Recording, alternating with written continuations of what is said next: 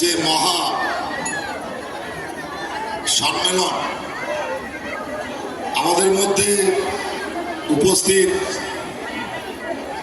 চলচ্চিত্র জগতের স্বনামধন্য মহাগুরু মাননীয় মিঠুন চক্রবর্তী মহাশয় আমাদের মধ্যে আছেন, তৎসহ সম্মানিত মঞ্চ এবং আমার সামনে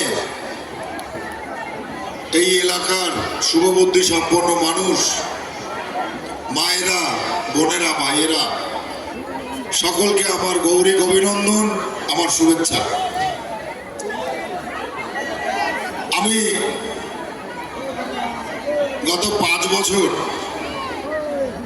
আপনাদের আশীর্বাদে এখানে সাংসদ ছিলাম।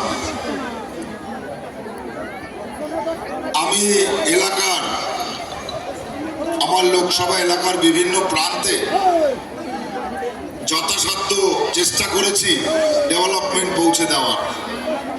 তবে এই এলাকার একটা দুঃখজনক ঘটনা না বললেই নয়, অনেকের কাছে এই বিষয়টা অজানা। এখনো ওঠেনি, স্টেজে ওঠেনি তো।